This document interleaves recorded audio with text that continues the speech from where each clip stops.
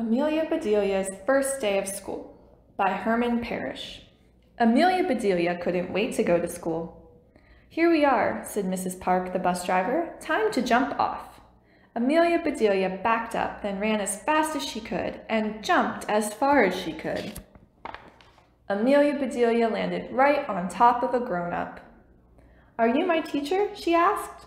"I am Mrs. O'Malley. I teach gym." "Oh," said Amelia Bedelia, "I am not Jim.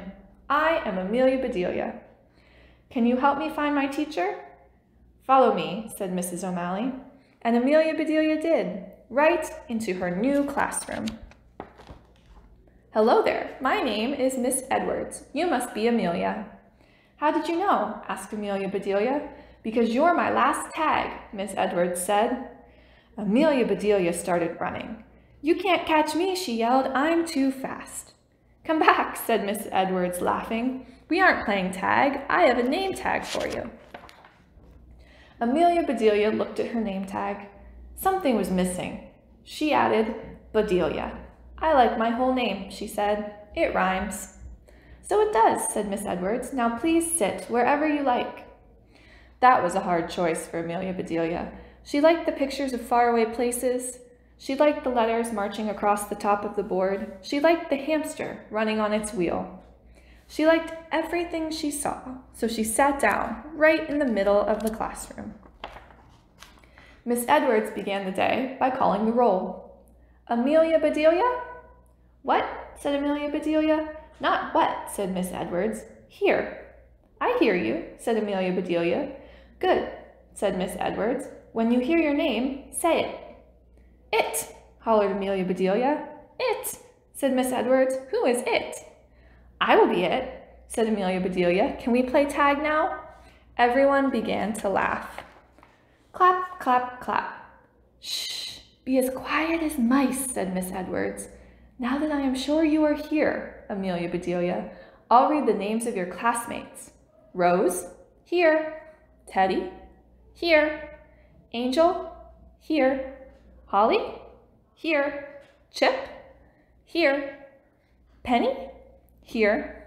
Dawn, here." Their names were very exciting, but Amelia Bedelia still loved her name best of all. Plop, plop, plop. Miss Edwards placed a lump of squishy clay on each desk. "Let's make our favorite animals," she said. Amelia Bedelia loved hamsters, so she began making one. Rose made a giraffe. Dawn made a pony, and Clay made a big fat bullfrog. "You're funny, Amelia Bedelia," said Clay. "You could be the teacher's pet." Amelia Bedelia was not happy. She loved animals, but she did not want to be anyone's pet. She felt like flattening Clay's frog. "If you have trouble, chickadees," said Miss Edwards, "try wiggling your fingers on that clay." So that is exactly what Amelia Bedelia did. Soon, Clay was laughing so hard he could not stop. "Amelia Bedelia," said Clay, "stop tickling me." Clean up, everybody clean up," sang Miss Edwards. "It's time for music." Mrs. Melody arrived with her guitar and tambourine. "We will sing like birds today. La la," she trilled. Then the students toured the library with Mr. Stacks. "I want to see your little noses in the books," said Mr. Stacks. In gym class, Mrs. O'Malley taught them how to run like cheetahs. At last, it was time for lunch. "Do you feel like a sloppy Joe?" asked the lady behind the lunch counter. "No," said Amelia Bedelia. "Do I look like one?" "Here you are," said the lady. "I hope your eyes aren't bigger than your stomach." "Me too," said Amelia Bedelia. "They would not fit in my head." "Amelia Bedelia," said Rose after lunch, "do you want to jump rope with us?" Amelia Bedelia smiled. "Sure," she said. She put the rope on the ground and jumped over it. Amelia Bedelia was a terrific rope jumper. Rose giggled. So did Holly and Dawn and Joy. But before long, everyone on the playground was jumping rope the Amelia Bedelia way.